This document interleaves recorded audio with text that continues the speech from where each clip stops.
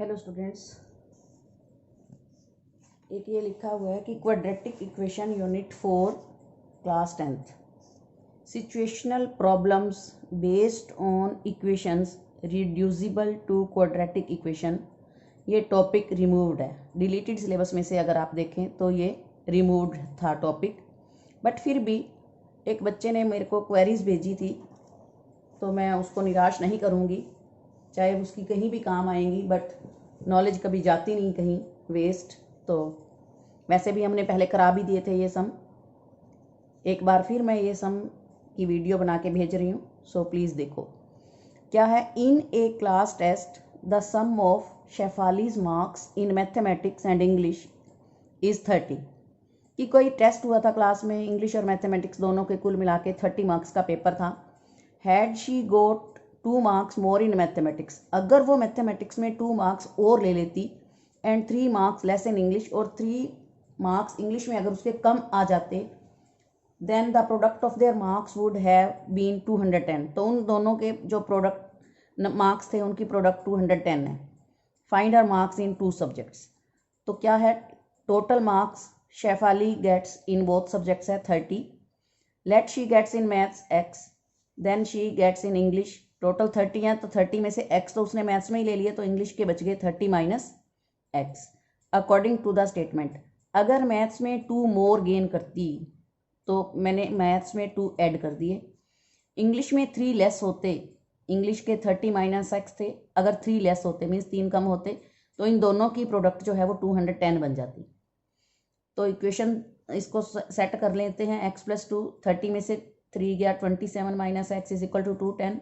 Multiply कर दो, एक बार x को इस पूरे के साथ, एक बार 2 को इस पूरे के साथ, तो हमारी ये इक्वेशन बनती है -x² + 25x - 156। ये माइनस मैंने कॉमन ले लिया, तो x² - 25x + 156 is equal to 0। अब हमने ये इक्वेशन सॉल्व करनी है। कोशिश करो कि फैक्टराइज मेथड से आप करें। तो 156 एकदम अगर याद ना आए तो इसको प्राइम फैक्टराइजेशन में कन्वर्ट कर लें। 2 पे गया 78, 2 पे गया 39, 3 पे गया 13। 13 इज प्राइम नंबर, अब आगे जाएगा नहीं। मुझे चाहिए 25, तो मैंने क्या किया, 2 2 ज़ार 4, 4 3 ज़ार 12, 12 ये बन गया और 13 ये बन गया। तो 25, क्योंकि ये पॉजिटिव है तो दोनों जो फैक्टर हैं उन दोनों को भी ऐड करके देखना है, तो मेरी प्रॉब्लम यहाँ पर सॉल्व हो जाती है। 25 को 12 और 13 में स्प्लिट कर दो, कॉमन ले लो x, तो ये आ जाएंगे, दोनों ही आंसर पॉजिटिव आ रहे हैं, x इज 12 और x is 13। Hence if she gets 12 in maths, अगर उसके 12 मैथ्स में आते हैं तो इंग्लिश में वो लेगी 30 में से 12 गया 18, और अगर वो मैथ्स में 13 लेती है तो इंग्लिश में उसके आएंगे 30 minus 13 17। This is the solution of question number 5। Next is question number 8। A train travels 360 metre at a uniform speed. एक ट्रेन जो है वो यूनिफॉर्म स्पीड पे चलती है और उसको 360 किलोमीटर का डिस्टेंस जो है वो कवर करना है। If the speed had been 5 kilometre more, जितनी यूनिफॉर्म स्पीड से वो पहले चल रही थी, अगर उससे 5 किलोमीटर स्पीड अपनी बढ़ा देती है, it would have taken 1 our less for the same journey. तो उतना ही जर्नी करने के लिए उसको 1 घंटा कम लगेगा, क्योंकि स्पीड बढ़ा दी। इनवर्स में चलता है, अगर स्पीड बढ़ेगी तो टाइम कम लगेगा, तो 1 आवर उसको कम लगता है। Find the speed of the train. अच्छा क्वेश्चन है, इंपॉर्टेंट क्वेश्चन है, बट ये कोविड की वजह से थोड़ा सिलेबस डिलीट किया है, तो इसीलिए ये प्रॉब्लम्स जो हैं, सिचुएशनल प्रॉब्लम्स उन्होंने डिलीट कर दी, बट आनी चाहिए, सम आने चाहिए। Let the speed of the train x kilometre per hour, हमने लेट कर ली। डिस्टेंस ट्रेवल्स 360 किलोमीटर गिवन है, तो time taken by the train distance upon speed 360 kilometre upon x kilometre per hour, ये एक सिचुएशन 1 बन गई। In second case, if the speed will become, अगर speed x + 5 kilometre per hour हो जाती है, more x + 5 kilometre per hour हो जाती है, then time taken by the train, journey तो सेम है, मीन्स डिस्टेंस तो दोनों उसमें सेम ही है, तो 360 अपॉन x + 5। अब हमने यहाँ पर आके इक्वेशन बनानी है, यहाँ पर आकर बच्चे गलती करते हैं। इक्वेशन कैसे बनानी होती है, एक है x, एक है x + 5, दोनों में से कम कौन सा है, x वाला कम है ना, तो हमने लेफ्ट साइड पे ये लिखना है। अगर यहाँ पर x - 5 5 किलोमीटर लेस हो जाती तो ये माइनस होता, तो x -5 कम होता। तो इसमें और इसमें जो दोनों में से कम होता है उसको आप लेफ्ट साइड पर रख लीजिए, इज इक्वल टू जिसकी स्पीड ज़्यादा थी उसको राइट साइड पर, और +1, 1 आवर लेस हो 1 आवर मोर हो, अगर स्पीड कम होती है तो 1 आवर मोर लग जाएगा। लेकिन यहाँ पर इक्वेशन ऐसे ही बनानी है, यहाँ पर लेस और मोर को नहीं देखना। आप यहाँ पर इक्वेशन बनाते हुए जो कम स्पीड है, यहाँ कम है या यहाँ कम है, जो भी कम वाली है उसको लेफ्ट साइड पे लिख दो, जो स्पीड ज़्यादा है उसको राइट साइड पर, और हमेशा यहाँ पर प्लस आएगा। 1 आवर है या मिनट है तो उसको आप आवर्स में कन्वर्ट करना होगा आपको, तो यहाँ पर प्लस ही लिखना है।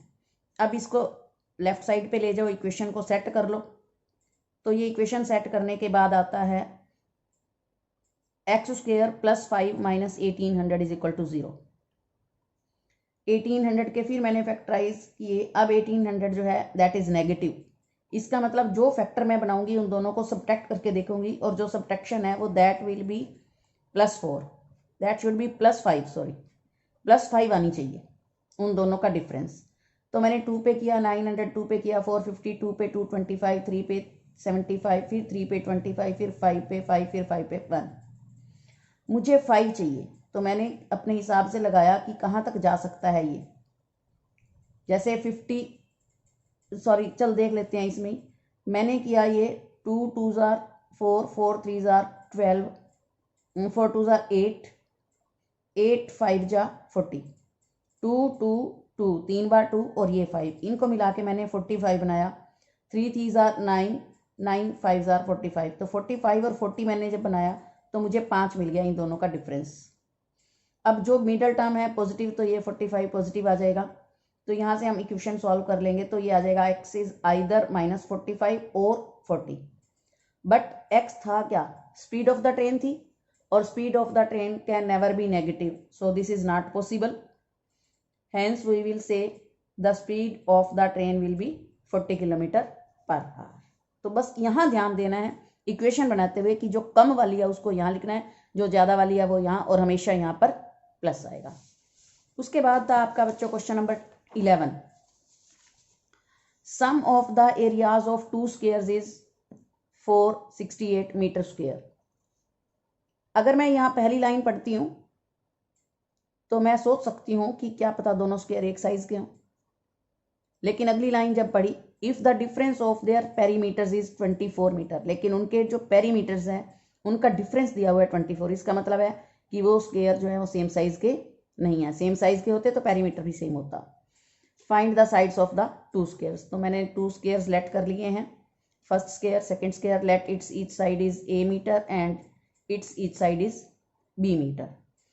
We know area of the square side by side and perimeter of the square 4 into side. So according to first situation, sum of the areas, अगर इसकी साइड a है तो इसका एरिया a स्क्वायर होगा, ये b है तो इसका b स्क्वायर, दिस इज 468। अब है जो बड़ा है पेरीमीटर, उसमें से छोटा माइनस करेंगे तभी तो 24 पॉजिटिव आएगा, बड़े नंबर में से छोटा नंबर माइनस करेंगे। तो 4b लिखना है, 4a मत लिखना, पहले बड़े नंबर वाला जो भी बड़ा आपने स्क्वायर लिया उसको पहले लिखना है।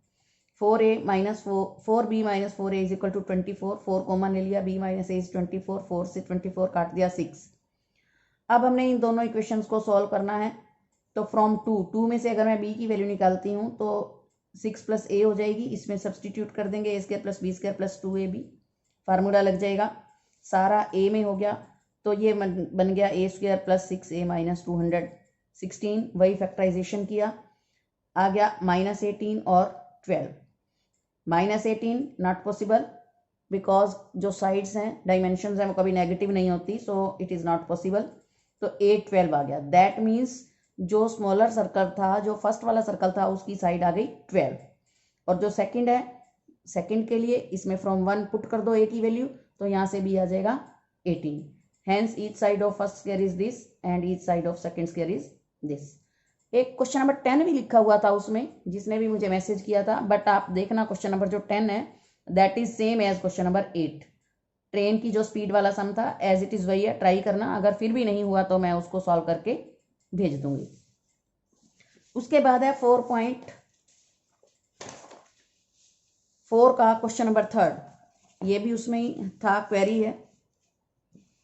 Is it possible to design a rectangular mango grove whose length is twice its breadth and the area is 800 metre square. वो कहता है क्या ऐसा पॉसिबल हो सकता है कि जो लेंथ है वो ब्रेड से ट्वाइस हो और उसका एरिया 800 मीटर स्क्वायर हो। If so find its length.